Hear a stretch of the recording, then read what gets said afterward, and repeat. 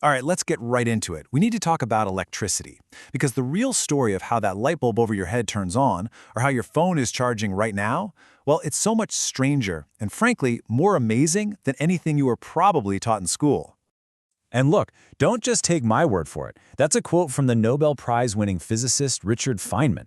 Now, he wasn't talking about some grand conspiracy. He was talking about a convenient little story, a simplification that ends up hiding the absolutely incredible reality of what's happening all around us. So let's start right there. Let's dig into that lie, the story we were all told. Because understanding why it's wrong is really the first big step to seeing what's actually true. Ah yes, the old water in a pipe analogy. You've definitely heard this one, right? The wire is a pipe, and the electrons are the water flowing through it. Voltage is the pressure pushing the water, current is just how fast it's flowing, and resistance, well, that's like making the pipe a little narrower. It's clean, it's simple, it makes perfect sense. But here's the thing. That metaphor, it's not just a little bit off. It's fundamentally wrong. It gets the geography of the energy, where the energy actually is, completely backward. It points you in the wrong direction entirely. So if the energy isn't inside the wire, like water in a pipe, where is it? The answer is everywhere. It's all around you. You are sitting in an invisible ocean of energy right now, and the real thing carrying the power is the electromagnetic field. And this is where things get truly mind-bending. When you flip a light switch, the electrons inside that wire, they're barely moving. I mean, they're drifting along at about a millimeter per second, the speed of a snail. But the energy, the thing that actually lights the bulb, travels at almost the speed of light. There's just no way those slow-moving electrons are carrying the message. This is exactly what Feynman was getting at. He explained that the energy surges through the empty space around the wire. It's a wave, a ripple, in a field that fills everything. The power isn't in the copper, it's in the space itself. So what even is this field? Honestly, the best way to think about it is as a fundamental part of the universe, just like gravity. You can't see it or touch it, but it's a real, physical thing. It has energy, it has momentum, and it is the actual stage where the whole show of electricity takes place. Okay, so the immediate question then is, if the energy is flowing through the space around the wires, what are the wires even for? Why do we need them at all? And this is where a much better metaphor comes in. The wires don't carry the energy, they guide it. Think of them as guide rails. The energy is like an invisible train that speeds along the outside of the tracks. The wires just define the path, they create the channel for that wave of energy to travel through space. And this guide rail idea is exactly how your house is wired up. You've got two main types of these circuits. A radial circuit is like a single track branching out to power just a few sockets, but a ring circuit is a complete loop connected back at both ends. This clever setup lets the energy flow along two paths at once, which spreads the load and lets you safely power a lot more outlets.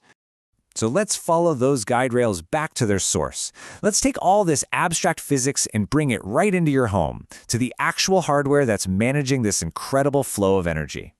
You know that box on the wall, your consumer unit or fuse box?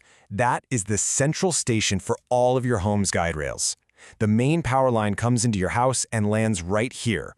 And from this one hub, all the different circuits for your lights, your kitchen, your outlets, all branch out. And inside that box is this brilliant three-layered safety system. You've got the main fuse at the top, which protects your whole house from a catastrophic surge. Then you have individual breakers for each circuit to stop them from overheating and causing a fire. And then you have the RCD, and its main job is to save your life. Now, those individual circuit protectors used to just be fuses, a little piece of wire designed to melt and break the connection. Today, most homes have MCBs, or miniature circuit breakers. They're basically just really fast, really precise, reusable switches. If a circuit gets overloaded, it just trips and you can flip it right back on. But the RCD, that's a whole different beast. It is a lifesaver. What it does is constantly measure the energy flowing out on the live wire and compares it to the energy flowing back on the neutral wire. They should be perfectly balanced, but if some of that energy is leaking out somewhere, say through a person who touched a live wire, it creates an imbalance, and the RCD senses that instantly and kills the power. Just how sensitive is it? It's looking for an imbalance of 30 milliamps.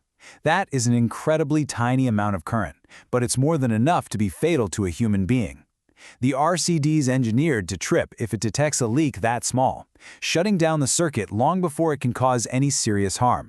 So, let's just take a step back. We've gone from a simple lie we were taught about physics to the truth of this invisible field, all the way to the life-saving hardware that's probably just a few feet away from you right now. Let's tie it all together. The most important thing to remember is this. The invisible stuff, the field, is what's actually doing all the work. The solid objects that we see and touch, the copper wires, the switches, the plugs, they're really just the landmarks. They are the structures that guide and contain this immense unseen power. And this final quote just says it all perfectly. Think about making toast. The energy that heats up those glowing red coils doesn't actually flow through the power cord. It flows through the space around the cord, and it gets absorbed by the heating element through its interaction with the field right at its surface. It's a completely different way of seeing reality. So, I'll just leave you with this one question. The next time you flick a switch and a dark room is instantly filled with light, what will you really see? Will you see water flowing through a pipe? Or will you see a disturbance in an invisible ocean, a wave of pure energy propagating through space at nearly the speed of light?